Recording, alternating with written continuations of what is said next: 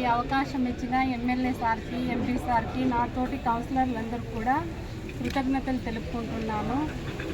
కళ్యాణ్ దుర్గం అభివృద్ధికి ఎల్లప్పుడూ కృషి చేస్తానని ఈ సందర్భంగా తెలియజేస్తున్నాను. ఈరోజు చాలా సంతోషకరమైన రోజు.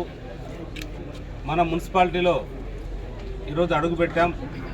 అంటే నెల క్రితమే మన ఏదైతే తిమ్మప్పగా ఉన్నాడో ఆ రోజే నెల క్రితమే మన మున్సిపల్ చైర్మన్గా బాధ్యతలు తీసుకున్నా. ఈరోజు పూర్తి బాధ్యతలతో ఎన్నికల కమిషన్ నిబంధనల ప్రకారం పూర్తి బాధ్యతతో తలారి గౌతమి గారు ఈరోజు తీసుకోవడం జరిగింది. చాలా సంతోషకరం. మేము అభివృద్ధి వైపు చూస్తాం తప్ప కుల మతాలకి రెచ్చగొట్టే విధంగా ఏది కూడా చేయం.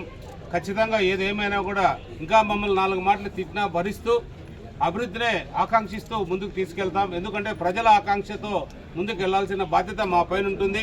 ప్రజలు మమ్మల్ని గెలిపించేదానికి అభివృద్ధి చేసుకోవడానికి తప్ప ఒకరికొకరు తిట్టుకోవడం కాదనేది ఖచ్చితంగా చెప్పగలుగుతున్నాం. ఎందుకంటే ఏదైనా ప్రశ్నించే హక్కు ప్రతి ఒక్కరు కూడా ఉంటుంది. ప్రశ్నించే హక్కుని మనం సద్వినియోగం చేసుకోవాలి, దుర్వినియోగం చేసుకోకూడదు. ఎందుకంటే రకరకాలుగా వ్యక్తిగత కారణాలతో రకరకాలుగా ఒకరు విమర్శించుకుంటే ప్రజలు కూడా తీవ్రంగా ఇబ్బంది పడతారు, అసహించుకుంటారు మనల్ని. ఆ విధంగా అసహించుకోకుండా మంచి సలహాలు ఏమన్నా ఇస్తే అభివృద్ధికి, కళ్యాణదుర్గం మున్సిపాలిటీ అభివృద్ధి చేయడానికి ఏదైనా మీరు ముందుకు వచ్చి మంచి సలహాలు ఇస్తే కూడా ఖచ్చితంగా మీరు కానీ మీ నాయకుడు జగన్మోహన్ రెడ్డి కానీ ఎవరైనా కానీ వచ్చి సలహాలు ఇస్తే ఖచ్చితంగా స్వీకరిస్తాం. మీరు చూశారు, మీ నాయకుడు జగన్మోహన్ రెడ్డి గారు ఈ ప్రాంతానికి వచ్చారు, రకరకాలుగా ఏదేదో హామీలు ఇచ్చారు. కానీ హామీలు ఒక్కటి కూడా నెరవేర్చకుండా ఆ పరిపాలన వెళ్ళిపోయింది. 11 మంది ఎమ్మెల్యేలతో మీ పార్టీ అక్కడ ఆగిపోయింది. ఈరోజు కూడా 11 మంది కౌన్సిలర్తో మీ పార్టీ ఆగిపోయింది. అంటే మీకు ఆ ఫిగర్ అనేది ఖచ్చితంగా వచ్చింది. ఎక్కడ పోయినా కూడా మీకు 11 నెంబర్తోనే మీరు ఇంకా కిందకు రావాలి, కానీ ముందుకు పోయే అవకాశం లేదు.